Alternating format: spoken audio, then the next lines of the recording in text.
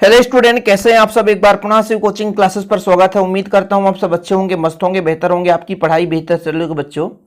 और यहां पर आप लोग फिजिक्स का एक प्रकार से मॉडल पेपर देखने वाले हैं।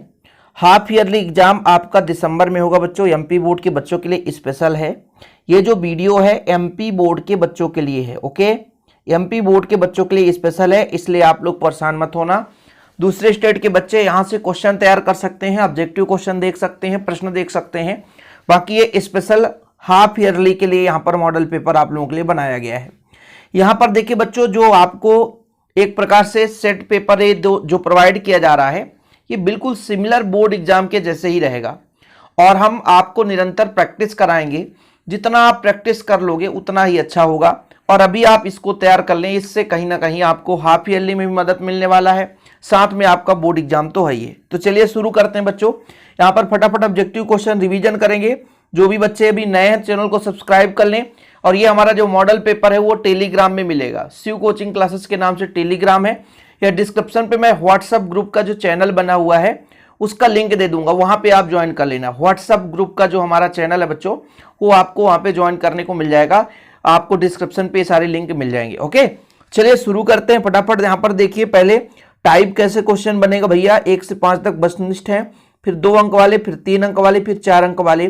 ठीक है, इस प्रकार से प्रश्न आपको तैयार करना बच्चों। ठीक है, चलिए आगे देखिएगा। यहां पर पहला प्रश्न है बच्चों। यहां पर आप देखो, प्रोटॉन में न्यूनतम आवेश कितना होता है, तो 1.6 इंटू 10 टू द पावर -19 -19 होता है बच्चों। कहां पे है -19?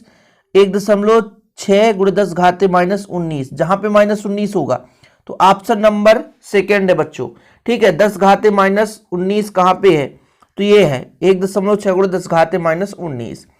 ताप बढ़ाने पर किसका भैया, ताप बढ़ाने पर घटता है, ताप बढ़ाने पर प्रतिरोध किसका घटता है। यहां पे थोड़ा सा आप लोग सुधार कर लेना।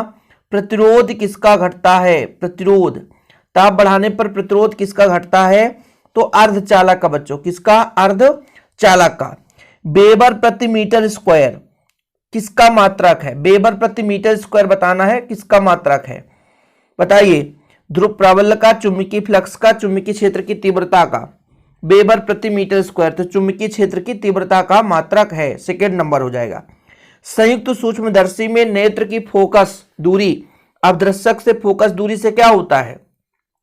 नेत्रिका की जो संयुक्त सूक्ष्म नेत्रिका की जो फोकस दूरी है, एक प्रकार से ये नेत्रिका होगा बच्चों।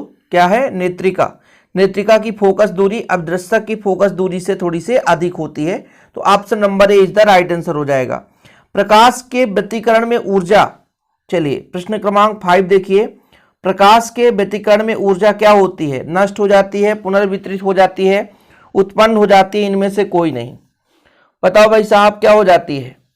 प्रकाश के व्यतिकरण में ऊर्जा पुनर्वितरित हो जाती है, तो ऑप्शन नंबर आपका सेकेंड हो जाएगा। ये आपका सेकेंड नंबर है। ओके, चलिए आगे देखिएगा।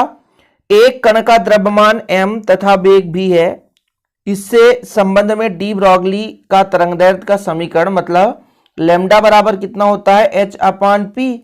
तो भाई लैम्डा बराबर h/p बराबर द्रव्यमान गुणे वेग। तो आपको चाहिए सूत्र मिल जाए, चाहिए सूत्र मिल जाए, तो कौन सा सूत्र मिल रहा है, h/mv, तो ये राइट हो जाएगा। इसके बाद बच्चों रिक्त स्थान की पूर्ति करनी है।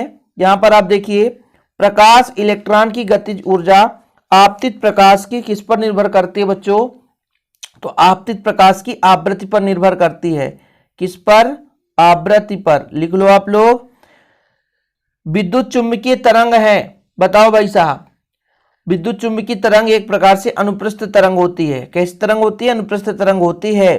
प्रत्यावर्ती धारा मापने के उपकरण धारा के किस प्रभाव पर आधारित है, तो ऊष्मीय प्रभाव पर आधारित है। धारा के ऊष्मीय प्रभाव पर आधारित होता है। वायु का बुलबुला जल के भीतर किस लेंस का, मतलब एक उदाहरण है, भीतर की बात की जा रही, तो भीतर दबा हुआ रहता है तो अवतल हो जाएगा। कौन सा, अवतल। भीतर वाले भाग की बात की जा रही तो अवतल हो जाएगा।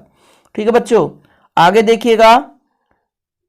प्रक्रिया में हल्के नाभिक मिलकर भारी नाभिक, किस प्रक्रिया में हल्के नाभिक मिलते हैं, तो संलयन की क्रिया होती है तो हल्के नाभिक मिल जाते हैं। और यदि विखंडन होता है तो भारी नाभिक टूट करके हल्के नाभिक में रूपांतरित हो जाता है। अर्धचालक का प्रतिरोध अशुद्ध मिलाने पर क्या होगा, बताओ। अशुद्ध मिला देंगे तो प्रतिरोध घटेगा। अर्धचालक का प्रतिरोध क्या हो जाता है, घट जाता है। यहां पर देखो, अशुद्ध मिलाने पर अर्धचालक का प्रतिरोध क्या हो जाता है, घट जाता है या कम हो जाता है। इसके बाद सत्य असत्य भी पूछा जाएगा बच्चों। देखिएगा प्रश्न, पी प्रकार के अर्धचालक प्राप्त करने के लिए शुद्ध अर्धचालक में त्रिसंयोजी अशुद्ध मिलाई जाती है। तो पी प्रकार में त्रिसंयोजी मिलाई जाती है बच्चों, और जो आपका एन प्रकार होता है उसमें पंच संयोजी मिलाई जाती है। चतुसंयोजी में जब त्रिसंयोजी मिलाते हैं तो पी प्रकार बनता है, और जब चतुसंयोजी में पंच संयोजी मिलाते हैं तो एन प्रकार का अर्धचालक का निर्माण होता है। हाइड्रोजन बम कार्यविधि नाभिकीय विखंडन पर आधारित है, नहीं ये गलत है।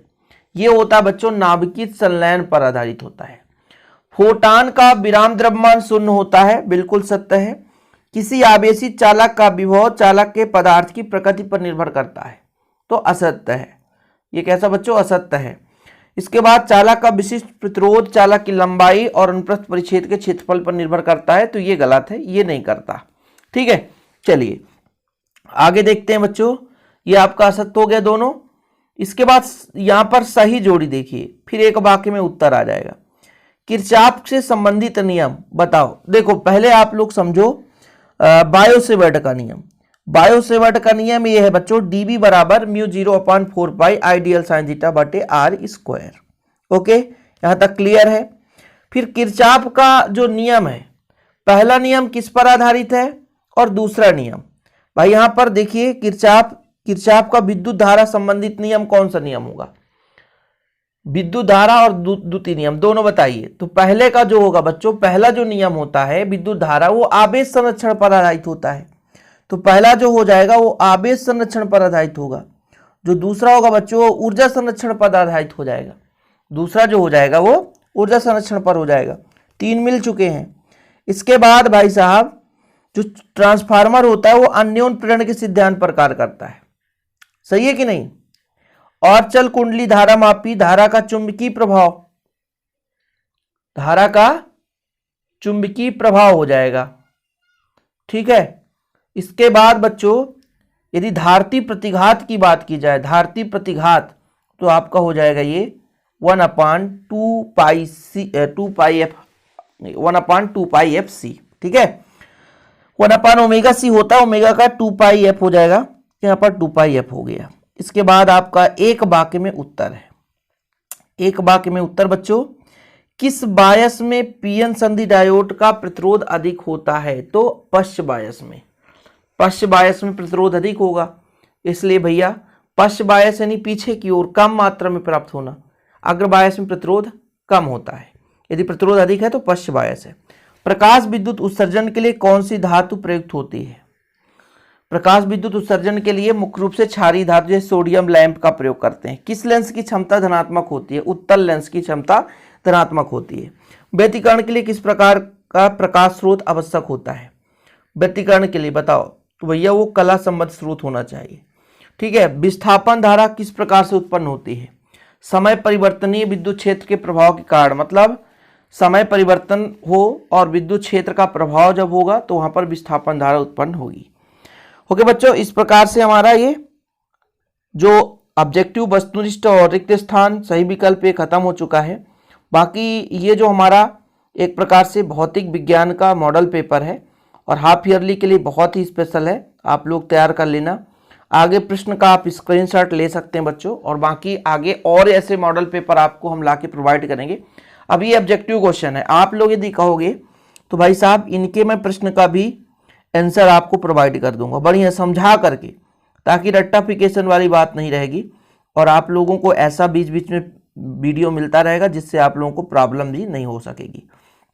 ठीक है, तो मोस्ट क्वेश्चन यहाँ पर हैं, सारे प्रश्नों के उत्तर भी आपको प्रोवाइड करता रहूँगा, जिससे आप तैयार कर लोगे और आपकी भी तैयारी विधिवत होती रहेगी बच्चों। ठीक है, तो स्क्रीनशॉट ले लो। अभी टेलीग्राम में ज्वाइन करना तो ज्वाइन कर सकते हैं। बोर्ड एग्जाम 2024 का जो तैयारी कर रहे हैं एमपी बोर्ड के स्पेशल बच्चे, बाकी अदर स्टेट के बच्चे भाई साहब आपकी इच्छा है, आप किसी स्तर से पढ़ाई करना चाहते हो, लेकिन प्लीज़ आप एमपी बोर्ड से यदि हैं तो आप लोगों को बिल्कुल नहीं चूकना है, अभी के अभी तैयार कर लेना है। तो टोटल 20 क्वेश्चन रहेंगे, देखिए टाइपिंग करते समय थोड़ा सा कहीं ना कहीं गलती हो जाता है बच्चों। तो ये प्रश्न क्रमांक 20 है, ठीक है। तो खुद से टाइप करना होता है, तो ये चीज़ें थोड़ा सा टाइम इधर उधर हो जाता है और इसमें कई जगह त्रुटियां हैं। जैसे यहाँ पर ये आपका ये आंसर हो जाएगा, कहीं ABCD की जगह आपका 1 2 3 में भी नंबरिंग गलत हो जाता है, इसके लिए क्षमा प्रार्थी हूँ। बाकी आप लोगों को बच्चों काम की चीज़ें देखनी है जो आपके हेल्पफुल हो सकता है। तो अभी के अभी व्हाट्सअप चैनल पे आप ज्वाइन कर लेना, क्योंकि इस साल ना आपको बहुत कुछ बेहतर रूप से प्रोवाइड करने वाला हूँ और भी ऐसे सब्जेक्ट के मॉडल पेपर आपको प्रोवाइड किए जाएंगे। इसका सोल्यूशन भी लाऊंगा आगे, लेकिन अभी आज ऑब्जेक्टिव क्वेश्चन का सोल्यूशन कर दिया हूँ, तो आप लोग तैयार कर लेना। ऐसे वीडियो पाने के लिए चैनल को सब्सक्राइब कर लें। जय हिंद, वंदे मातरम।